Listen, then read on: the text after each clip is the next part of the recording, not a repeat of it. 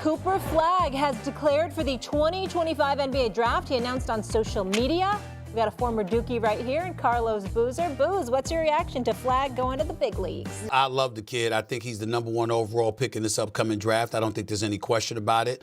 The only blemish on his career is there was 4 times that he had a chance to win a game. Stephen A. Smith just said something on live TV that left jaws on the floor.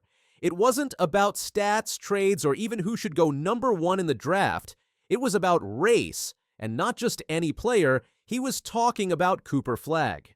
What Smith said has the entire sports world debating whether he crossed a line, or just told the raw truth no one else will say.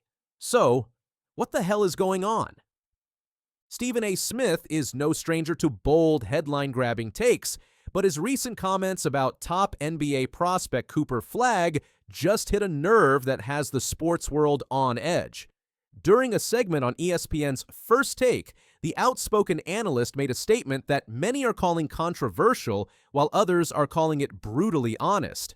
But whether you agree or not, what Stephen A. said about Flagg's race has sparked a firestorm of debate about race, marketability, and the unspoken truths of professional sports. So what exactly did he say, and why is everyone talking about it? You keep that dude. The statement that sparked it all on national television while discussing the Dallas Mavericks' potential first pick in the upcoming NBA draft, Stephen A. didn't mince words. This brother is the total package, and he is going to be the #1 overall pick in this upcoming NBA draft. It is no secret what he was going to do because there's no reason for him not to. It wasn't just a casual remark. It was a clear statement that Cooper Flagg's race isn't just a detail. It's a marketing asset. And in an industry where image can be just as valuable as skill, Stephen A. doubled down. The clarification, or just fuel to the fire. To be clear, Smith didn't say Cooper Flagg should be drafted because he's white. He clarified that his primary endorsement of Flagg was due to his elite basketball abilities. But he didn't stop there. The first order of business is he can ball. It's because he can play, but the fact that he's white marketable, even his name makes him more marketable. I'm not passing that up at all. This second layer of the comment may have been intended to smooth things over, but instead it added gasoline to the already growing flame. Critics argued it reinforced racial biases in sports marketing, while defenders claimed Smith was just acknowledging a reality that no one else is willing to say out loud. The marketability factor. There's a brutal truth behind Smith's comment that's hard to ignore. Marketability plays a massive role in a player's value beyond the court. Cooper Flagg isn't just a top-tier basketball player. He's a clean-cut, all-American talent with a name that sounds straight out of a comic book. Add in his race, and Smith argues that Flagg becomes an even bigger marketing juggernaut, especially in markets like Texas. And that's where things get complicated. Like, is it wrong to acknowledge that being white in the NBA, a league dominated by black athletes, can make a player stand out more to certain sponsors and fan bases? Or is it simply pulling the curtain back on how decisions are really made? The Caitlin Clark comparison. Smith's remarks also drew comparisons to recent discussions around WNBA rookie Caitlin Clark, who has brought unprecedented attention to the league. Much like Flagg, Clark's success has been magnified by her marketability, her background, and yes, her race. In both cases, the argument isn't that these athletes aren't talented. They absolutely are. But what Smith is calling out is the unspoken multiplier effect that comes when a white athlete excels in a predominantly black league. It boosts visibility, it shifts narratives, and in many cases, it moves money. Flagg's stats speak for themselves. To be fair, Cooper Flagg doesn't need controversy to make his case as a top draft pick. The 18-year-old phenom from Newport, Maine, just wrapped up a dominant season at Duke University. He averaged 19.2 points, 7.5 rebounds, and 4.2 assists per game while leading Duke to the Final Four. Here comes Cooper Flagg, flying high. How many times have we seen Flagg from Cooper Flagg in that passing lane? His versatility, court vision, and defensive prowess have scouts labeling him a future franchise cornerstone, and with the Dallas Mavericks holding the number. One pick in the NBA draft, Flagg is the odds-on favorite to hear his name first on June 25th. The Mavericks are in an interesting spot, with Luka Doncic entering his prime and Kyrie Irving still a wild card. Adding a two-way forward like Flagg could be the missing piece to building a true contender. But it's not just about the on-court fit. Dallas, a major media market with a fan base that stretches deep into traditional America, could make Cooper Flagg a household name in a heartbeat. Smith's point wasn't just about race for race's sake, it was about the total package. Talent, marketability, background, visibility. And yes, race is part of that equation. Social media exploded after the clip aired. Some viewers accused Smith of perpetuating racial stereotypes, arguing that race should never be a factor in draft decisions. Others applauded him for speaking openly about something the industry usually dances around. One commenter said, "Stephen A. just said what every executive thinks but would never admit publicly." Another wrote, "So we're saying it out loud now, huh?" Smith's defenders argue that he's not promoting racism, he's exposing it. That by acknowledging how race and image affect a player's market value, he's forcing the conversation that everyone else is too scared to have. The bigger question, is he wrong? Strip away the controversy and the question remains, is Stephen A. wrong?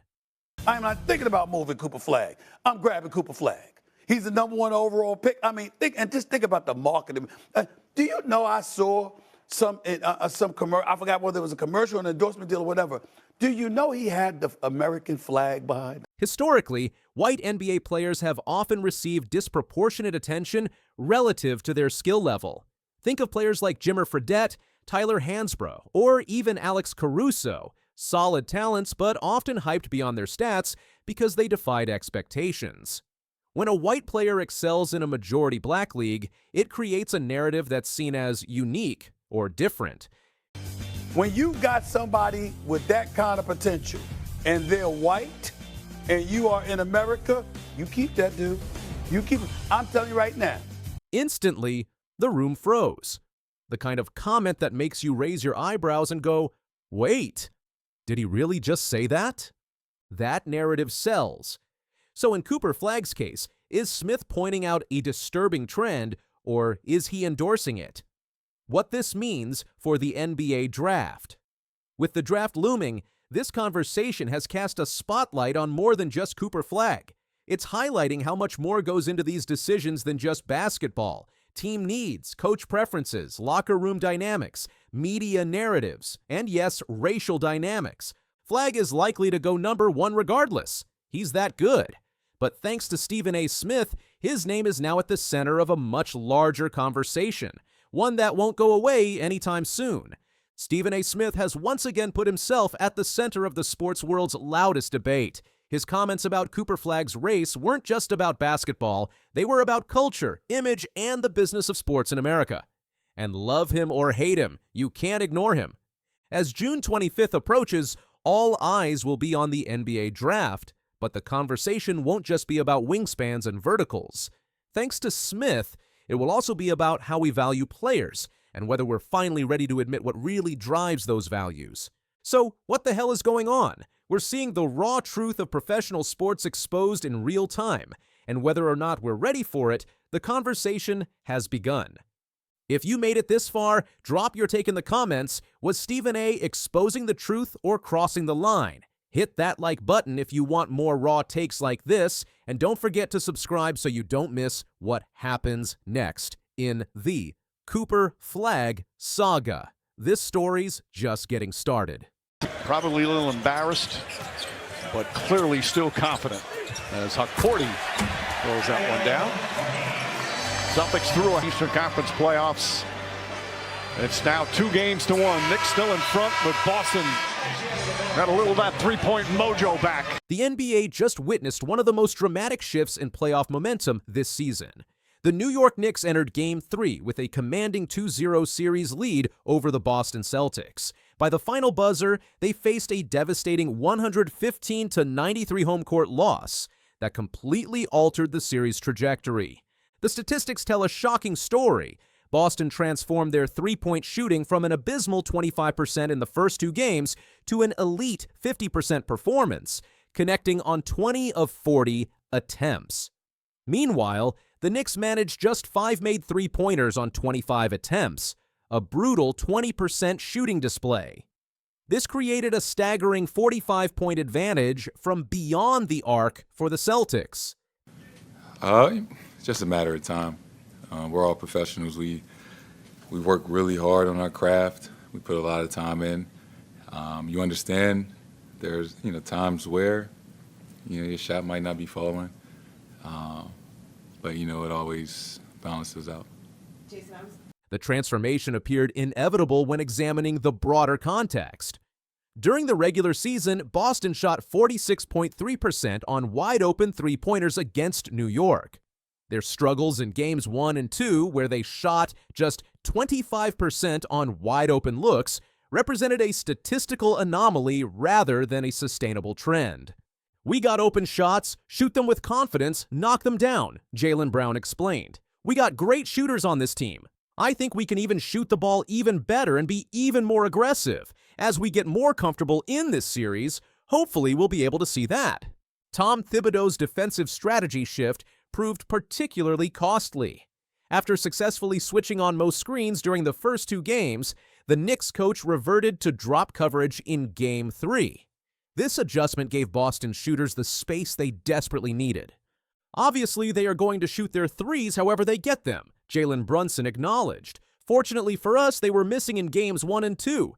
Tonight, they made them. When it comes to our pick-and-roll defense, we are going to have our covers, and we're going to stick to what we do, and we're going to adjust when we need to adjust, but everything we need to do has to be with more intensity and more urgency and more force." Just from that standpoint, it's not really schematically, it's more do we want it? And tonight, obviously, that wasn't the answer.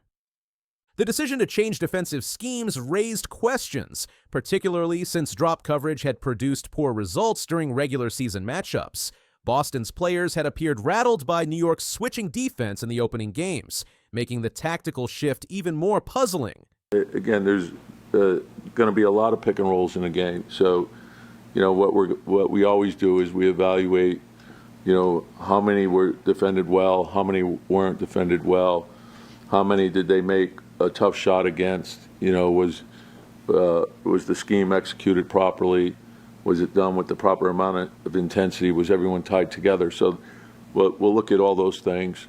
Just, it seemed like from the start there was something missing today. Well, they got the lead early. I thought we missed some shots early that impacted us, and they got confidence early in the game. Mitchell Robinson's free throw struggles created additional complications for the Knicks. After 7 NBA seasons, all with New York, the 27-year-old center still cannot consistently make foul shots.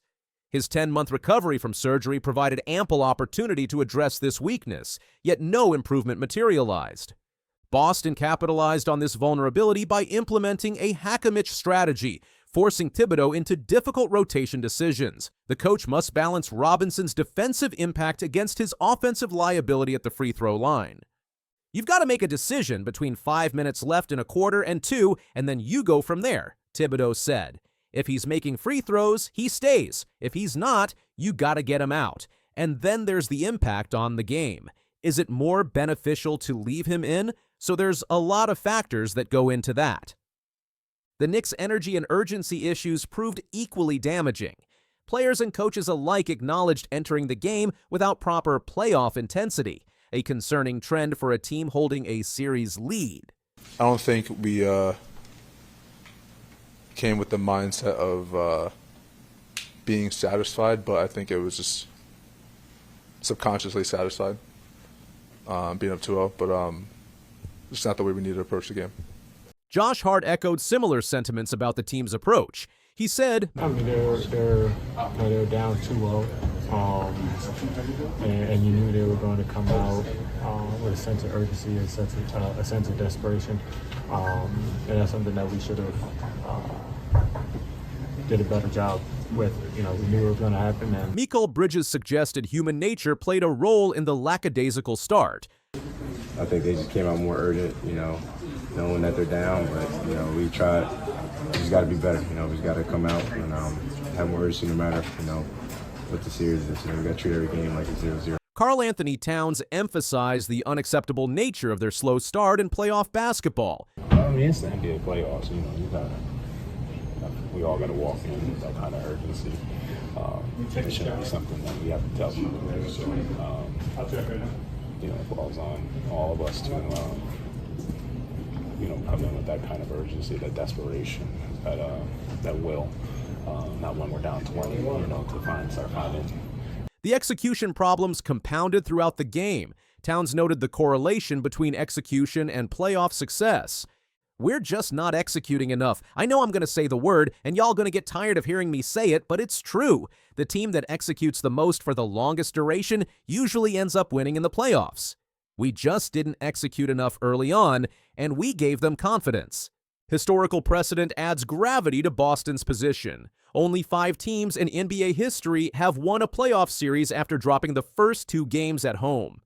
The 2017 Celtics accomplished this feat. With current players Jaylen Brown and Al Horford on that roster, you don't want to be in these situations, but I'm excited about it. Horford said Thursday, "I'm excited for this opportunity we have in front of us."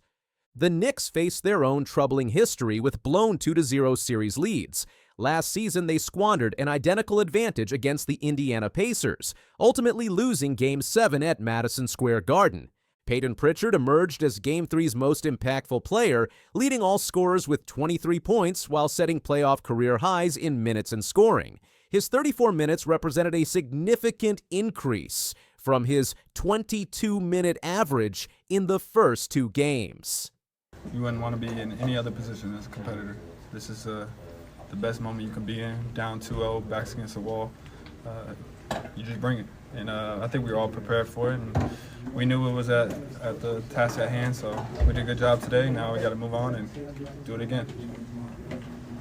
Appreciate y'all. Thank you. Pritchard's performance proved especially valuable given the struggles of Boston stars. Jaylen Brown averaged just 20.7 points on 36.1% shooting through 3 games, while Jason Tatum managed only 19.3 points on 32.3% shooting. Peyton was huge, Brown said after the victory. Peyton was great. The Celtics' 6th man maintained his aggressive approach despite external criticism about the team's three-point volume. Pritchard leads all Celtics in playoff three-point shooting at 45.2%, significantly outpacing his teammates. His consistency from beyond the arc provided the offensive spark Boston desperately needed. Joe Mazzulla approached the pressure situation with philosophical perspective. When asked about entering Game 3, down 0-2, he offered an unconventional response. "You just have to tap into your darkness," Mazzulla said. The coach expanded on dealing with adversity and expectations in playoff basketball. "I've said it 1,000 times. There's no one way of how it's supposed to go. You get caught up when your expectations aren't met, and so there's no expectations. We're on a path of trying to go after greatness, and you don't get to dictate the test that's in front of you." The series dynamics shifted dramatically with one game. New York's comfortable 2-0 advantage evaporated into serious questions about their mental toughness and tactical approach. Boston rediscovered their shooting touch at the most opportune moment. "Yeah, you got to beat us 4 times. I mean, that's what it comes down to. Not twice, not once, not 3. You got to win 4 games. So it's a lot of basketball to be played." Former Knicks point guard Stephon Marbury offered a brutally honest assessment of Game 3's outcome. Being that I'm a sore loser, I'm going to keep it real short. We got exactly what we were supposed to get. An A-whooping. All of us, fans included, we took a nice one. And the Boston fans, they're not saying anything right now. They're like, "See, we're the champs." But that's okay, because we weren't going into this thinking Knicks in 4. It just sounds good when you say it. Knicks in 5! The immediate implications extend beyond one game. No team in NBA history has overcome a 3-0 playoff deficit. The Knicks must win Game 4 to avoid potentially insurmountable odds. Rondo 3 up high and off the Caruso parachutes in. Alex Caruso has just shattered the NBA record books, and what's just been revealed has shocked basketball fans worldwide. For months, his role with the Thunder remained in the shadows. until now. Caruso, the defensive specialist acquired from Chicago, has accomplished something no player in playoff history has ever done.